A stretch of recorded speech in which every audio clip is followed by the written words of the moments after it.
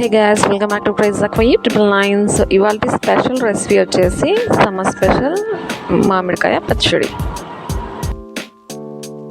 చూస్తున్నారు కదా, కారంగా ఘాటుగా మామిడికాయ పచ్చడి ఇలా చేసాం అనమాట. సో వీడియో ఎక్కడ మిస్ అవ్వకుండా ఎండ్ వరకు తప్పకుండా చూడండి.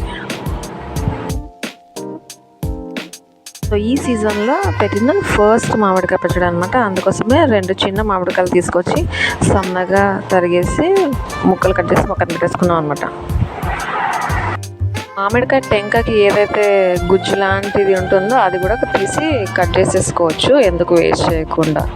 సో మొత్తం మీద 1 full గ్లాస్ ఆఫ్ మామిడికాయ ముక్కలకి సగం గ్లాస్ కంటే కాస్త తక్కువ ఉప్పు యాడ్ చేసాం అనమాట. సగం గ్లాస్ కంటే కాస్త ఎక్కువ కారం, అలాగే నూనె కూడా సగం గ్లాస్ కంటే కాస్త ఎక్కువ, అంటే 31 గ్లాస్ కూడా అవ్వదు అనమాట, కొంచెం తక్కువే ఉంటుంది. ఫస్ట్ అయితే ఉప్పు కారం వేసిన తర్వాత ముక్కలన్నిటికీ అంటేలాగా మంచిగా స్పూన్ తోటి కానీ చేత్తో కానీ మిక్స్ చేయాలి. టేబుల్ స్పూన్ పెసరపప్పులో 1 స్పూన్ మెంతులు వేసి గ్రైండ్ చేసి పెట్టిన పొడి అనమాట.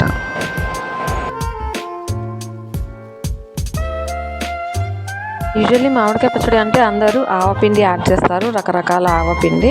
బట్ ఇక్కడ మేము వచ్చేసి కాస్తంత పెసరపప్పులో కాస్త మెంతులు యాడ్ చేసి గ్రైండ్ చేసామన్నమాట. మీరు కూడా ఒకసారి ట్రై చేసి చూడండి.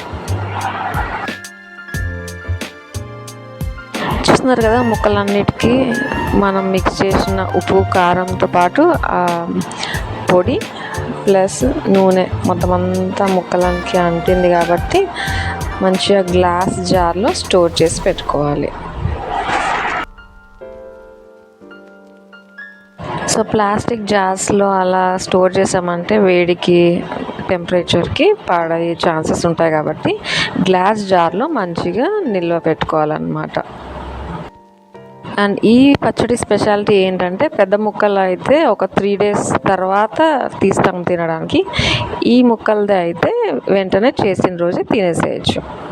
మీద ఇవాళ స్పెషల్ రెసిపీ అందరికీ నచ్చింది అనుకుంటున్నాను. తప్పకుండా చూస్తూ ఉండండి క్రేజీ అక్వయి 999. Thank you so much.